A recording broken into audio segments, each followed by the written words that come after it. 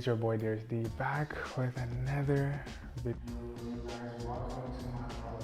Now, today's gonna be something a little bit different. We're gonna do a commentary on the subject matter regarding streetwear. Is it dead or is it alive and well? So I got inspired by a quote that Virgil made, and I'm gonna keep it to Virgil's with y'all, okay? I'm gonna say that I kind of understand his sentiment and I understand where he's coming from, but now the question is it true? Now, when it comes to streetwear, my first argument is going to be from the history. Now, we know that this comes from hip hop culture, it comes from the streets, hence the name streetwear. There's a lot of brands that have cashed in on them that is not necessarily was made for streetwear.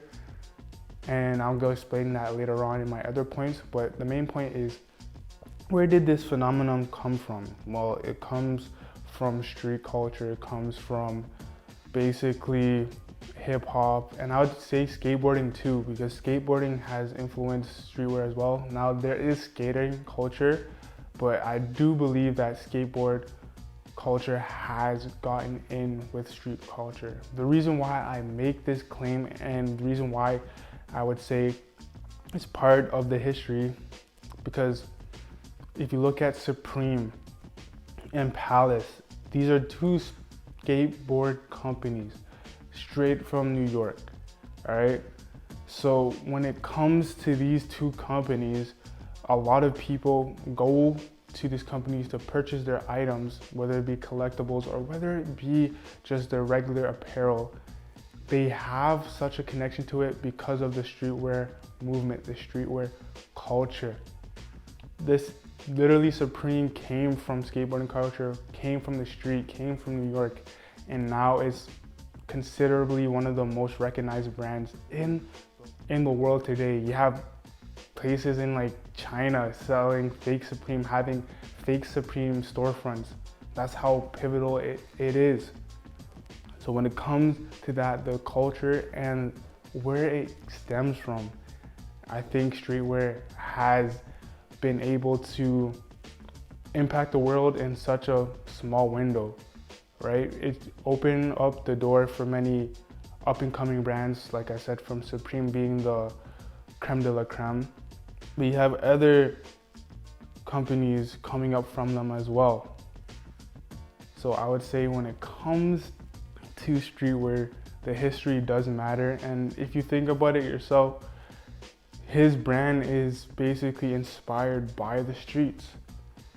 A lot of people, because of his collaboration with Nike, were able to get notoriety or were able to see what his work is all about because of Nike. But before that, it was more of a high-end streetwear. Same with Fear of God with his friend Jerry Lorenzo.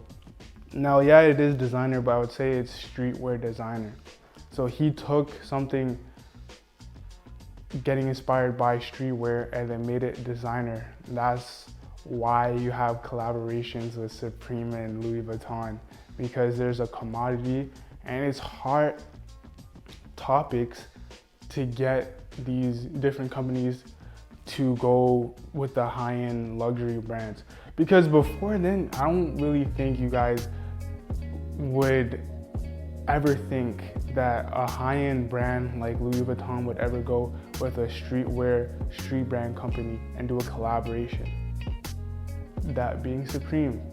And look at the benefits that it came for both parties, because now the fashion world looks at Supreme in a different light, and now Louis Vuitton is exposed to the younger generation, which goes to my next argument. The next argument is basically, it's a youthful culture. A lot of the people you see, I'm not saying that there isn't any OGs in the game. I'm not saying that it doesn't include other people from other age demographics. But what I am saying is normally comes from a youth-based thing, right? So most of the people you see wearing Bape, wearing Supreme, wearing OVO, wearing all these different streetwear brands, I would say most of them are younger folks. And with youth comes longevity, because if you can get the mind of the youth, if you can get the youth to follow you or to be inspired by you, you're gonna have long life fans, long life supporters. People still read Rolling Stones to this very day, and they've been out since the 60s. And I can't tell you a single song of theirs, but I do know who they are. So that's why it's important when it comes to this conversation, is that we influenced by the youth. We move things, we push culture forward, but at the end of the day, I do believe in my heart of hearts that with the youth present, trust me, this ain't going nowhere soon. It might not be as hype, which is my next point. It won't be as hype as it once was, because I think the whole streetwear hype started off early 2000s and 10s. Now, streetwear has been around, like I said, for quite some time. You had older brands like Stussy, all that stuff. But I would say it really picked up as hype and a global phenomenon in the 2010s. And with that said, the hype kept building up, and then the collaborations kept going forward. And then you got to see this conglomerate that no one has ever seen before or thought would ever happen. Even the owners of Supreme never thought that their brand would be as big as it was, or that it is. So from my perspective, I think when it comes to this idea of streetwear, what we have to realize and what we have to clearly understand about it is it's not just a trend or a fad. If he's talking about it being a trend, then sure, because trends come and go. But that does not necessarily mean that the trend's gonna go away or be eradicated, because a lot of the stuff that you've seen in past will come back and circle back again. But I do believe when it comes to streetwear, I don't think it will go away or be eradicated. But what I do believe is that it'll just get repurposed into something else, or there'll be another way. Because I never seen such a movement or a culture be so escalated so fast and maintained for so long. Because now people are saying it's dying down because of vintage wear and repurposing items and all that old stuff, the throwbacks, which is cool and fine. I think it's better for the environment, and I'll do a video about that later on this week. Brand appeal. So that's why I would suggest that he might, because then again, like, he knows more about fashion than me. I'm just making the counter arguments and a commentary on this. So we're gonna go to the fourth point, and the fourth point is basically the collaborations. So when it comes to collaborations, I did mention Supreme and Louis V earlier. Now, when it comes to that, what we have to understand and make clear is that no one has ever thought that a luxury high-end brand would ever come down to the streetwear circuit. That's why I think it's very crucial for us to think about it in a different light. Because when it comes down to it, brands like Louis Vuitton and Gucci and MCM and all these other brands, they don't normally shift their demographic to the young street kids. It's really unheard of. Demographics usually are older people in the middle age, people who have more money. But what was interesting with the Supreme collab, which basically set it off, is that it brought their brand a little bit more down to the regular people's level, or the street kids levels, or the youth level, and made it appealing to them with the Supreme stamp. Then you have Bape doing collabs, not only with sports brands like Adidas and Mitchell & Ness, but you have them doing stuff with MCM, which is basically a designer bag company which is interesting because there's actually a lot of people in parts of Asia that likes MCM more so than people over here. And Bape is a huge brand in Asia as well, and it's pretty big over here still. And guess what, y'all? That flew out the park too. So you have that, and then you have Gucci, and all these other brands who not necessarily might not collaborate with other streetwear brands. Some of them have, some of them have not. I know Rishi did something with Puma, but that's more sportswear.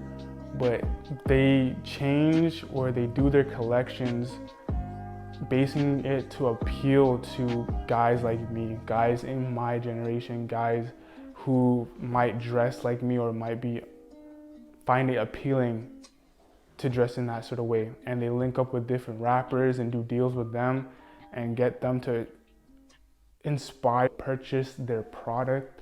So as you can see, the top dogs, the top fashion houses out there are coming in and cashing in and investing in the streetwear industry to get people to know their brand as well.